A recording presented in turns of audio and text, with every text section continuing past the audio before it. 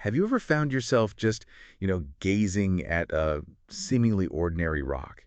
Or maybe walked along a riverbank and wondered, what incredible ancient secrets might lie hidden just beneath the surface? Hmm. Imagine the thrill, the profound thrill, of unearthing a relic from a time long past, maybe a fossil whispering tales of bygone eras, Yeah. or the sheer artistry of taking a rough, unassuming stone and meticulously transforming it into something sparkling, a dazzling gem.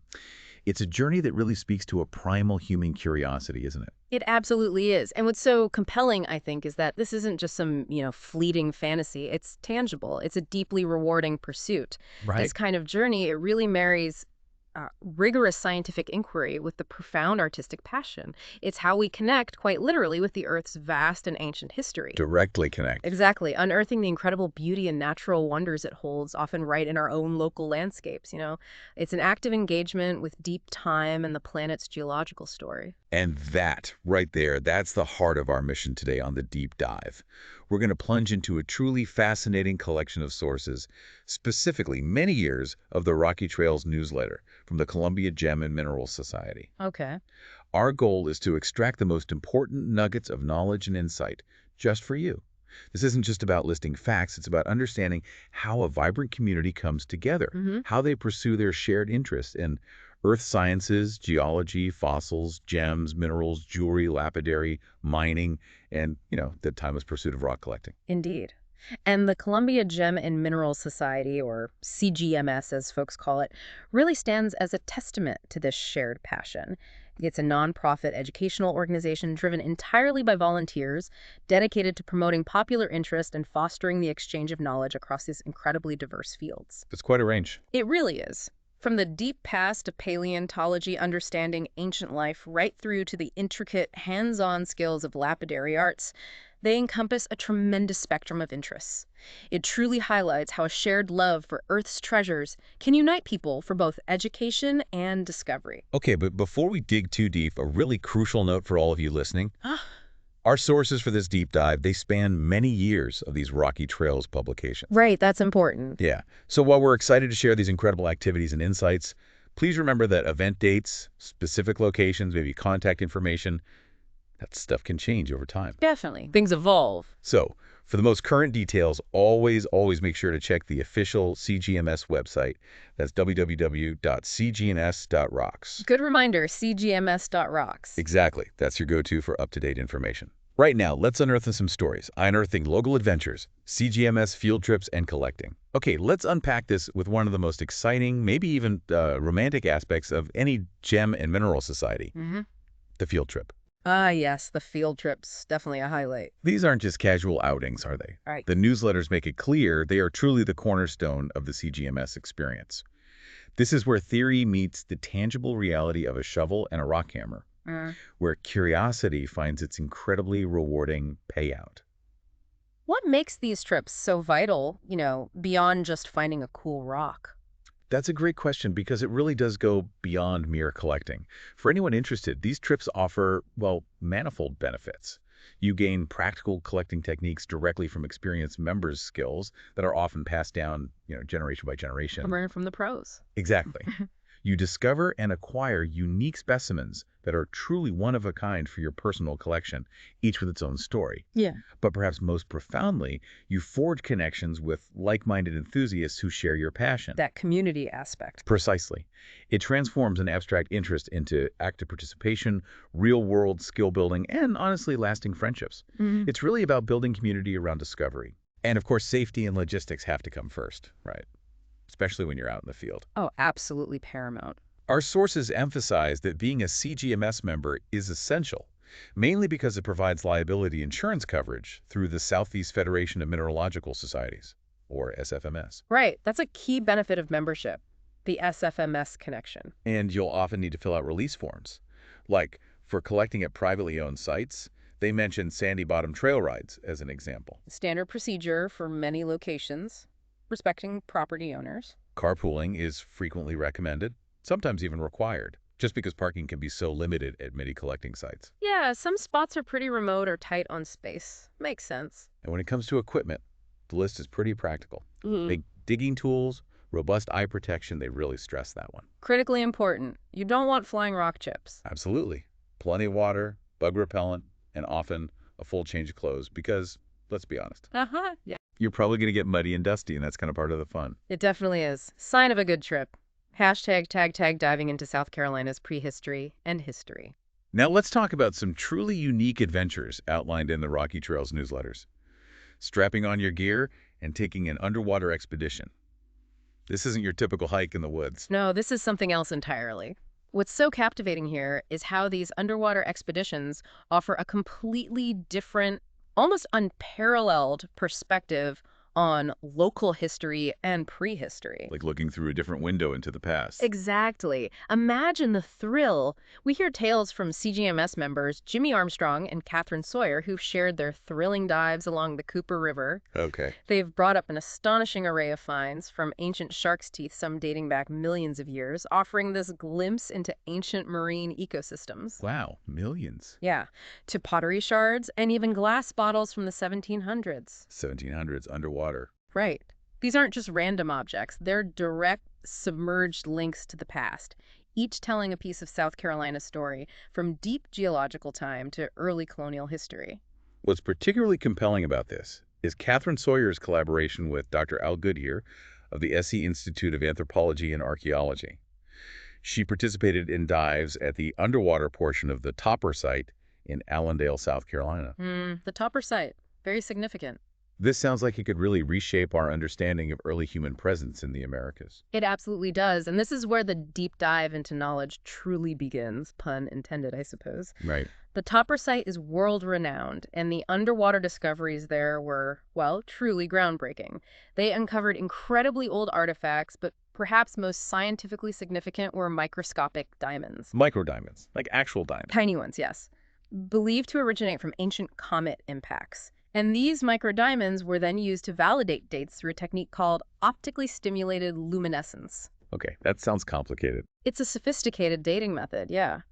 It measures the last time mineral grains were exposed to light, revealing how long they've been buried.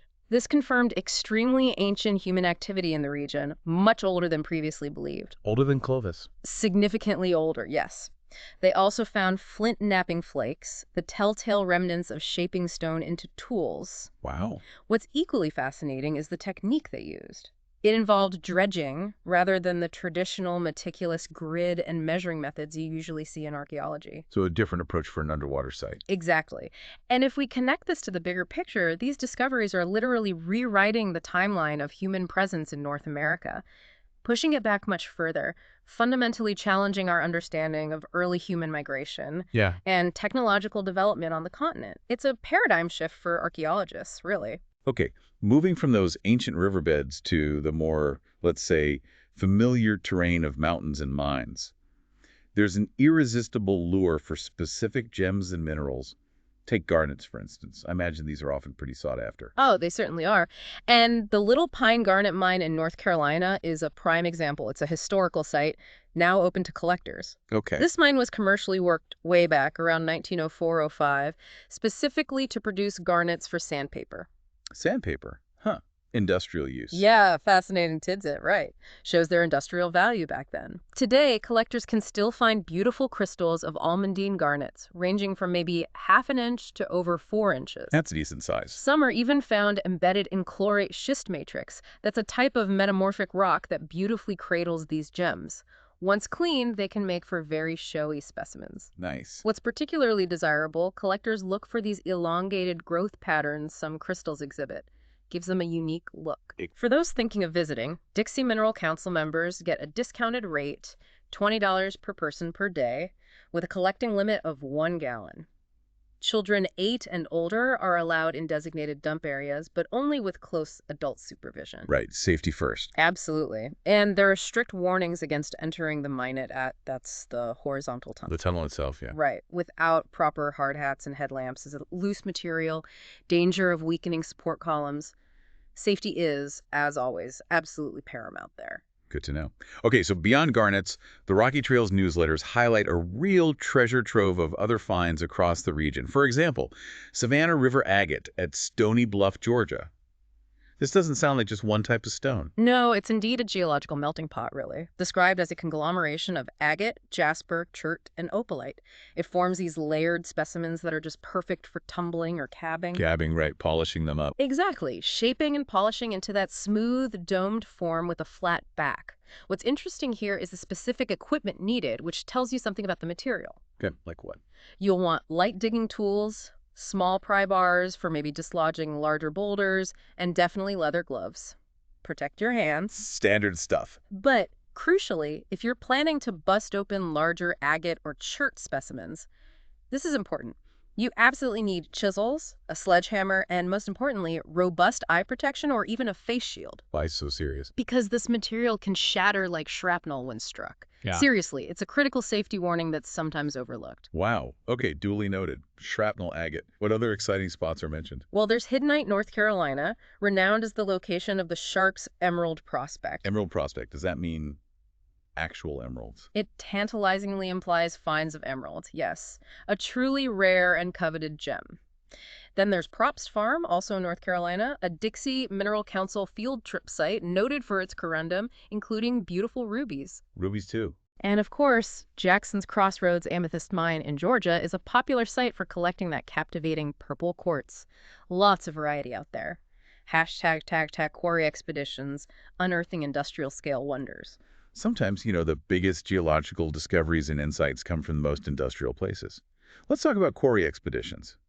A truly rare opportunity highlighted in the newsletters is a field trip to the Vulcan Quarry right here in Columbia, SC. Oh yeah, that's an exceptional chance. It sounds like an incredible chance to see geology on a massive scale. It really is. An opportunity to observe geology in action industrially. The Vulcan Quarry, it's located at 545 Georgia Street, right downtown along the Congaree River. Downtown. Wow. Yeah. It's been operational since the late 19th century and extends an astonishing 200 feet below sea level. Below sea level. That's deep. It is. The field trip includes a drive down into the quarry, providing a perspective you simply can't get anywhere else. Participants can collect very unique mineral samples, which speaks to the deep geological layers exposed by these huge operations. Makes sense. Deeper cut, different minerals. Exactly. Safety, as always in such environments, is absolutely critical here. Strict personal protective equipment, PPE, is mandatory. Hard hats, steel toes. Hard hats, steel-toed boots, safety glasses, yep. Plus attending a mandatory safety discussion led by Cameron Walker, the district operations manager. These aren't just collecting trips, they're educational tours into the economic and geological heartbeat of the region. Right, understanding the whole picture. And for fossil enthusiasts, the Harleyville Quarry in South Carolina is also mentioned as a must-visit. Offers a different kind of window into deep time. What's fascinating about the Harleyville Quarry is its geological profile. It cuts through 80 feet of specific formations. The Harleyville Formation, dating back to the late Marine Eocene epoch, Okay. and the Cross Formation from the Middle Marine Eocene. So this means you're literally stepping back into ancient marine environments. Walking on an ancient seabed. Pretty much. Uncovering creatures that swam in seas millions of years ago. Collectors can find a variety of fossil shark teeth, bones, brachiopods, other marine fossils. What kind of gear do you need for that? For this trip, you'll need digging tools, shovels, screens for sifting, and buckets. The essential kit for any paleontological expedition, really. It's an opportunity to personally dig into marine prehistory and hold a piece of ancient life right in your hand. That sounds amazing. #tag diverse collecting opportunities in the Carolinas and beyond. And the Rocky Trails newsletters, they really detail an impressive array of diverse collecting opportunities across the Carolinas and even further afield. It gives you a real sense of the vast geological playground available to CGMS members. It really does seem like there's something for everyone, geologically speaking. Yeah, if we zoom out, this broad range shows the rich geological diversity of the region and the dedication of CGMS to providing varied, accessible experiences. For instance, the Willis Mountain Kyanite Mine in Virginia. Kyanite, okay. What's that like? It offers a chance to collect kyanite blades and cobbles, small mica books, even rare graphite specimens.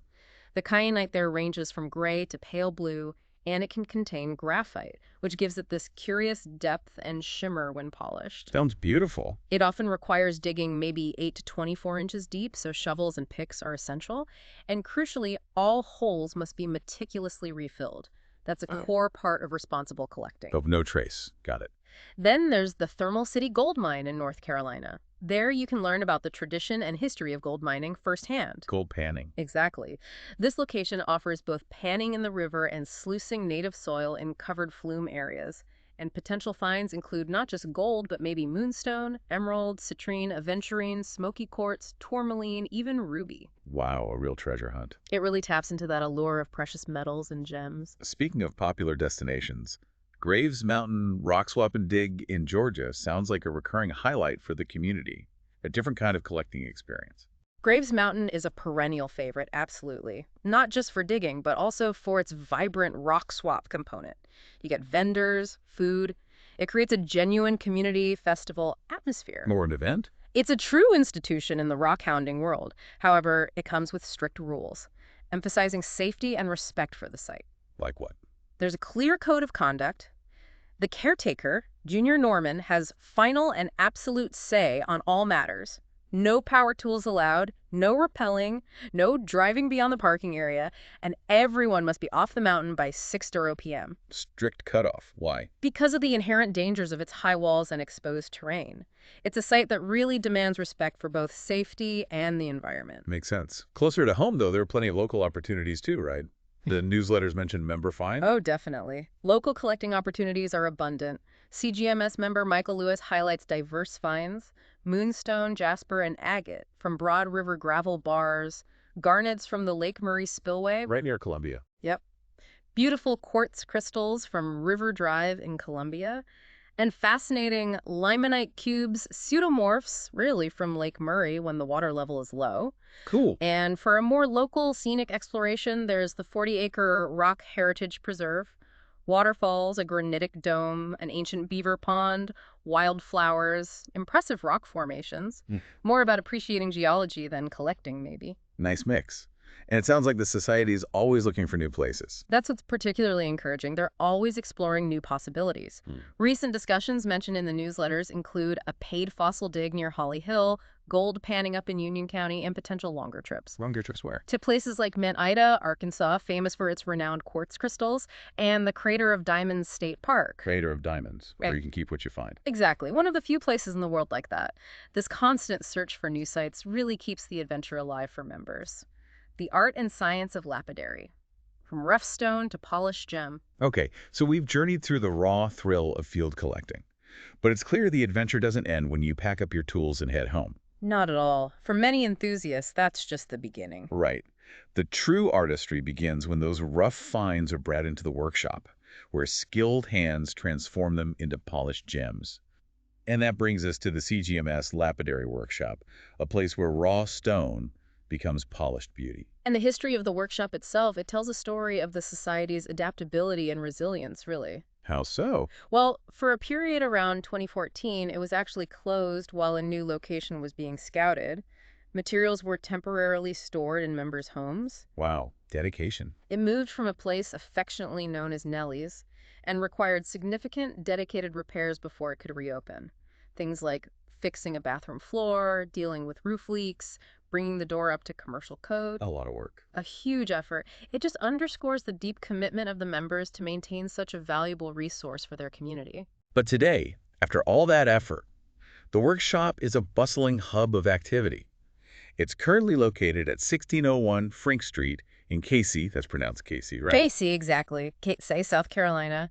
And yeah, it's a fully functional space now. So what kind of equipment can members expect to find there? What can they actually do? Well, it's pretty well equipped. They have slab saws for cutting large pieces of rough stone, trim saws for more precise work, a variety of cabochon machines for shaping those smooth, domed gems we talked about. Right, good cabochons. And even a 24-inch flat lap polisher for creating perfectly flat surfaces, maybe for specimens or other uses. These machines are invaluable, really. And members can use them. Yes, they're available for members to use at a very reasonable hourly rate. I think it was mentioned as $4 per hour in the newsletters. That's great value. It really is. To access them, members typically need to call Gary Hurt for scheduling and specific details. It's just an indispensable resource for anyone looking to turn their collected specimens into finished, wearable art or display pieces. Tag learning and creating. And it's not just about having access to the machines, is it? It's about learning the skills to use them effectively, creatively. Absolutely. The workshop isn't just equipment storage, it's a place of learning. The CGMS offers a variety of workshops that teach practical, hands-on skills to its members. What kind of artistry can members explore? What's truly remarkable is the range of artistry offered.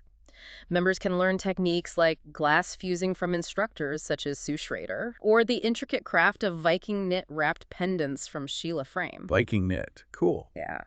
There are also specialized cabochon classes designed specifically for new members, providing that crucial foundational skill for working with many types of stones. So helping beginners get started. Exactly. And beyond these local offerings, the Rocky Trails newsletters frequently highlight the extensive week-long workshops offered by the Southeast Federation of Mineralogical Societies, the SFMS. Ah, the SFMS again. Where are those held? At renowned locations like William Holland and Wild Acres, nestled in the North Carolina and Georgia mountains. These workshops provide exceptional value, often including instruction, lodging, and meals, making them really comprehensive learning experiences. That sounds like an incredible opportunity for immersive learning, almost like a summer camp for rock enthusiasts. Yeah. What kind of mastery can a member expect to achieve at these SFMS workshops? The variety is truly impressive. It caters to pretty much any interest within the lapidary and jewelry arts. You've got foundational cabochon work, beading, the intricate dance of advanced faceting. Faceting, like for diamonds. Exactly, cutting all those little flat surfaces. Plus the ancient craft of flint knapping, mineral identification classes, advanced casting techniques, chain mail both beginner and intermediate levels. Wow, it keeps going. Oh, yeah. Creating gem trees, working with polymer clay, delving into advanced Southwest silver techniques, mastering wire wrap and wire weaving, filigree work, exploring metal clay, creating art with gourds. Gourds. Okay, didn't expect that one. Huh. Right. And even self-study options. It's a really comprehensive approach to developing both artistic and scientific skills. And how does CGMS connect members to this? Well, CGMS actively supports this learning by offering scholarships to members who volunteer at the annual Gem and Mineral Show. Ah, tying volunteering back to learning opportunities. Smart. It makes these valuable workshops more accessible and really encourages skill development within the club. #tag the foundation of lapidary. When it comes to learning these skills, especially starting out, there must be fundamental guides people turn to. Our sources, the newsletters, make mention of the Handbook for the Amateur Lapidary. What kind of insights does a resource like that provide? Yeah, that handbook, or at least excerpts reviewed in Rocky Trails, is presented as a comprehensive, practical guide. Covers all kinds of gem cutting, specifically geared for beginners. And there's a local connection, right? There is. What's particularly relevant to our discussion is that its author, J. Harry Howard, lived right here in South Carolina, and he generously donated his extensive collection to the University of South Carolina. That's fantastic. It was a really significant contribution, enriching local geological and lapidary resources for generations of students and enthusiasts. The handbook itself, it details key techniques and tools from different types of saws, diamond, mud, carborundum saws, to the intricate grinding and polishing processes. It's truly a foundational text for anyone starting out. Could you elaborate a bit on some of those key techniques? It sounds like there's a lot more to it than just, cutting a rock. Absolutely. The guide lays out a meticulous process. Cabochon cutting, for example, which we mentioned earlier, most common for opaque, translucent stones, focuses on creating that distinctive curved front and flat back. The smooth dome shape. Right. It involves a precise sequence, grinding with various carbograins to shape the stone, smoothing with drum sanders to remove scratches, and then a final polishing, often with tin oxide, to achieve that high luster. Okay. What about faceting? For those seeking more intricate, sparkling cuts, faceting requires specialized equipment, a horizontal lap, a faceting tool, precise adjustments for inclination. It covers the whole intricate process of cutting multiple flat facets. Takes precision. Immense precision, often using iron and tin laps. And it cautions against producing grain marks. Those are caused by abrasive particles getting embedded in the laps. You want a clean cut. Makes sense. What else does a guide like that cover? Drilling. Yep, drilling and bead making too. Details the use of steel drills for softer stones like malachite, turquoise, obsidian, and various diamond drills for harder materials. Emphasizes precision, slow, steady work. patience is key. Definitely. It even includes instructions for making your own tube drills and the rough shaping of beads before they get polished. Plus, it offers specific advice for handling delicate stones like topaz. You have to avoid the cleavage planes, use slow sawing, light pressure. And for harder stones like corundum, ruby, and sapphire, it talks about varying abrasives to achieve perfectly flat facets. But beyond the cutting, guides like this stress the importance of scientific identification methods. Knowing what you're working with. Exactly. Using instruments like the specific gravity balance, dichroscope, refractometer, polariscope, it's all about equipping you to truly know rather than guess about the gems you're working with. Marrying artistry with scientific understanding. Hashtag the ongoing search for a permanent home. This sounds like a truly vibrant and active community, the CGMS. But like many organizations, especially volunteer-run ones, they've faced their share of challenges, particularly regarding a consistent meeting place, right? Yeah, that's a significant challenge mentioned in the newsletters. And what's truly inspiring is the dedication to community and continuity despite these hurdles. They met at McKissick Museum for a long time. For an incredible 50 years, held their monthly meetings right there at the McKissick Museum on the University of South Carolina campus. Wow, half a century? It provided a stable, central, prestigious location for decades, fostered countless interactions and educational programs. But since the COVID pandemic, like many organizations, the club has had to adapt, find alternative spaces. Where have they been meeting? Meetings have been held at various places, like Hope Church, and even sometimes at the lapidary workshop itself. This adaptability, it just speaks volumes about their commitment to staying connected. So with this long history of a stable home and then the recent challenges, what does this mean for the club's long-term future, their aspirations? Well, it raises that important question about long-term sustainability and growth for such a valuable organization. The current mission for CGMS, as highlighted in the newsletters, is to actively search Columbia and the surrounding areas to find a permanent location. A place of their own. Exactly. This ideal space would serve multiple purposes. A consistent venue for monthly meetings, a dedicated lecture hall for educational presentations, and crucially, a stable, long-term home for the vital lapidary workshop. That's a big undertaking. It is. Requires foresight and resources. The board has apparently investigated various options. Leasing mobile offices, some ADA compliant, up to 14 feet wide, with estimated costs around $30,000 or $32,000 for a 720 square foot unit. Okay. They've also considered constructing prefab buildings, looking at things like Hoover building estimates for maybe a 30 by 36 foot building with a concrete slab. Building from scratch. Or renovating vacant properties. They looked at one at 1554 Dalton, apparently, but acknowledged issues like extensive repairs and high costs, suggesting a clear need for grants or significant fundraising. So they're exploring all avenues. It seems so. It demonstrates a persistent strategic effort to secure the club's future infrastructure, ensuring it can continue its mission for generations. Financial strategies have been discussed too, increasing club revenue through silent auctions, offering lifetime memberships, even exploring GoFundMe pages. Getting creative. Yeah, and the idea of using the geodesat at festivals was also discussed. Potential income generator and club promoter, though it would need significant volunteer effort. Right. So in the meantime, until a permanent home is secured, meeting sites are diligently announced in the monthly Rocky Trails publication.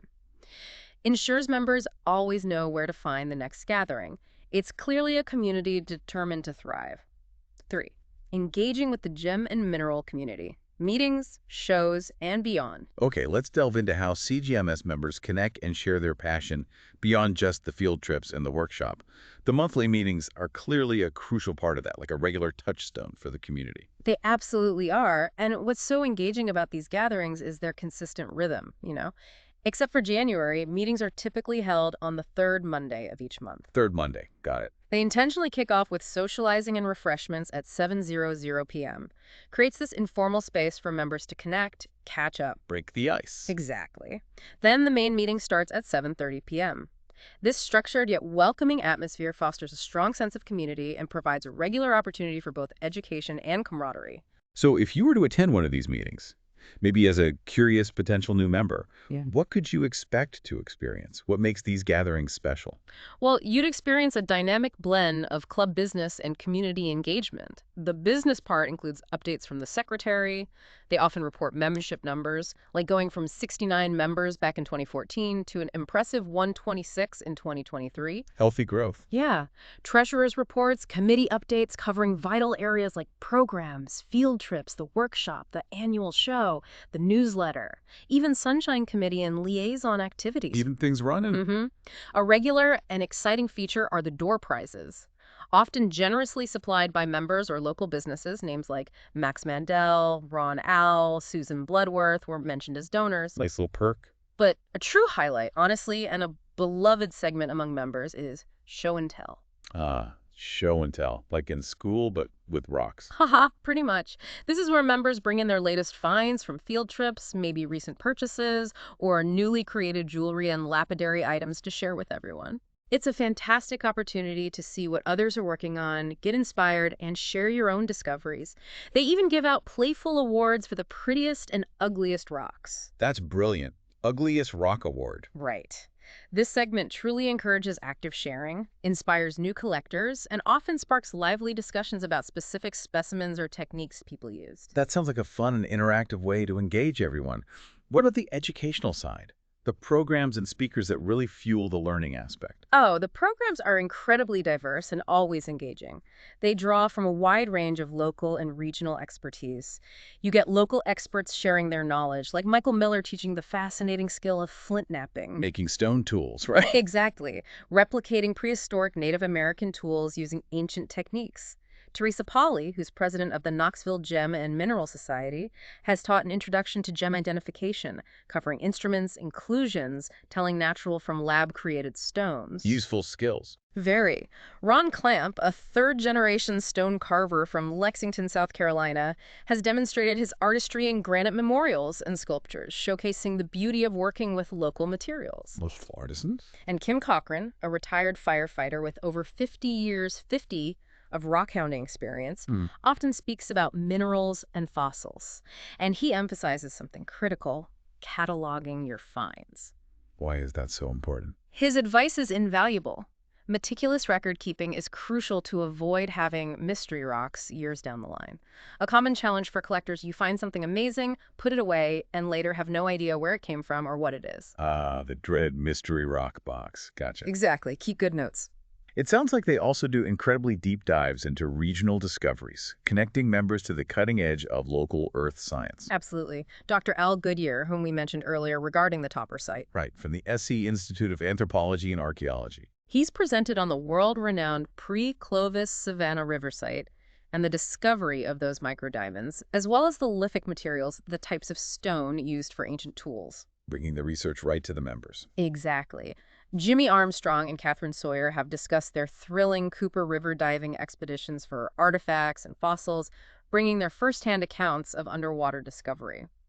Ron Alla has given programs on topics as varied as the paleogeology of Wyoming and Yellowstone National Park. Wow, broader scope too. Yeah, offering a wider geological context. And even things like the evolution of plants as seen through the fossil record. Chris Cheechimuri from the museum has also presented, further connecting the club with broader institutional knowledge. So much variety. It ensures there's always something for everyone, regardless of their specific interest. And if we consider the broader impact, CGMS, as a nonprofit educational organization, provides this vital platform for sharing expertise, fostering interdisciplinary connections, and expanding the collective knowledge of its members. And the invitation is open. Absolutely. For you listening, an open invitation. Those interested in earth sciences, geology, fossils, gems, minerals, jewelry, lapidary arts, mining, or rock collecting are always welcome to attend and join the club. It's a truly welcoming environment for curious minds. Hashtag the Columbia Annual Gem and Mineral Show, a premier event. Okay, beyond the monthly meetings, there's one event that truly stands out as a landmark for the CGMS and really the entire region. The Columbia Annual Gem and Mineral Show.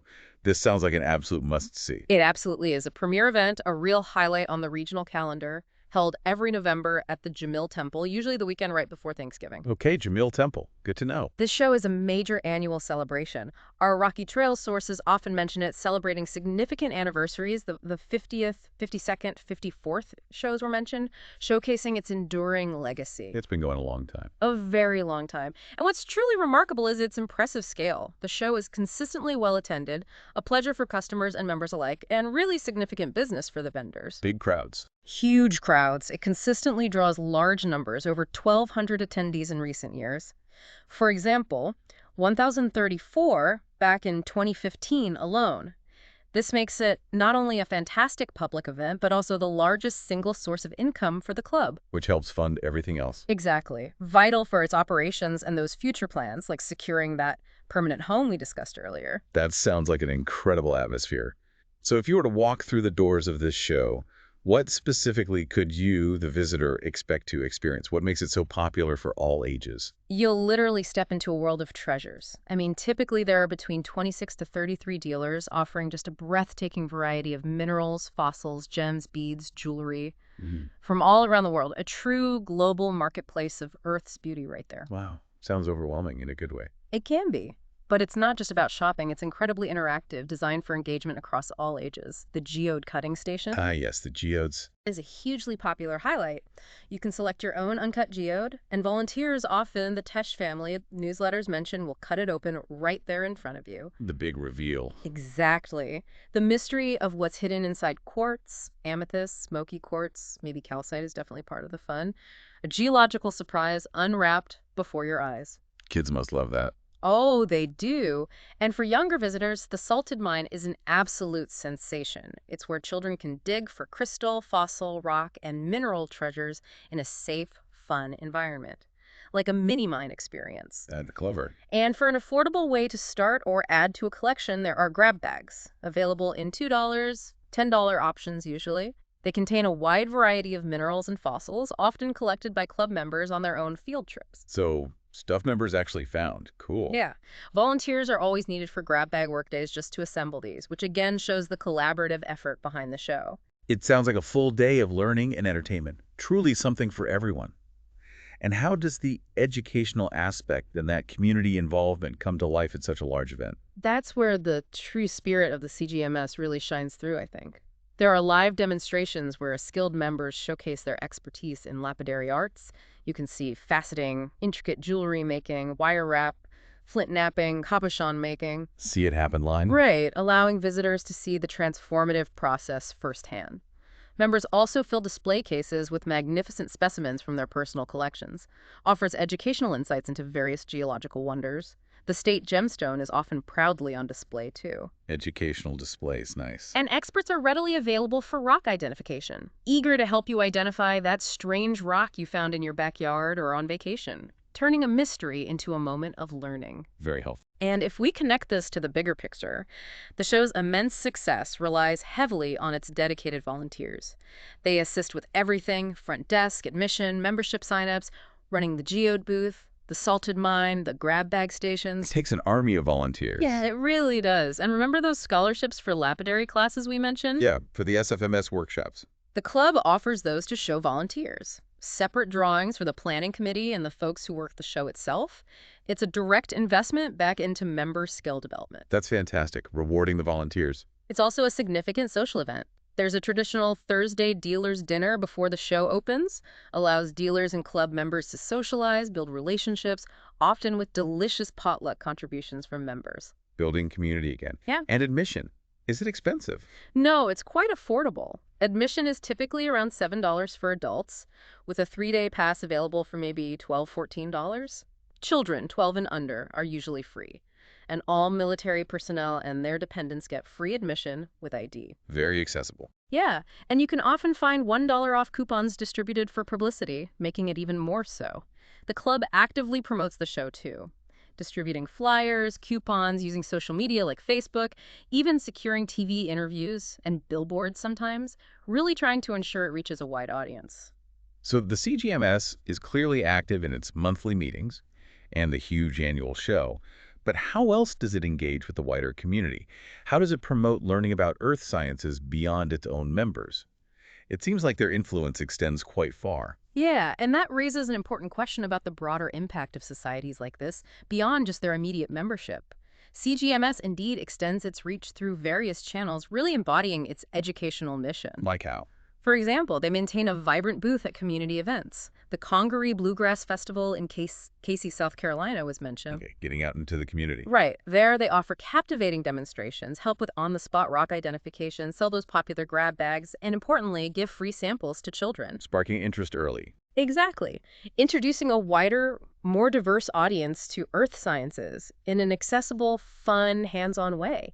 It's about sparking that initial curiosity. And their collaborations with local museums sound pretty impressive too, creating a rich ecosystem of learning, it seems. Absolutely. The club actively participates in events like the State Museum's Natural History Day Rocks. They set up tables with displays, demonstrations, explaining the use of naturally occurring materials for jewelry, home decor. Showing practical applications. Precisely.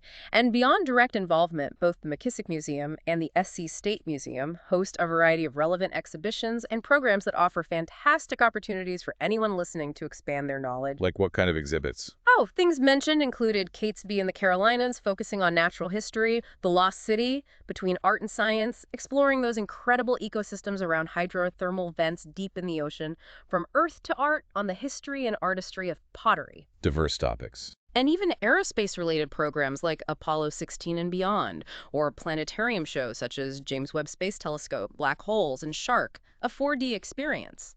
These partnerships create this rich, interdisciplinary landscape of learning available to you. What's particularly compelling, I think, is that the Rocky Trails newsletter itself, our primary source for this deep dive, isn't just about club news and meeting minutes.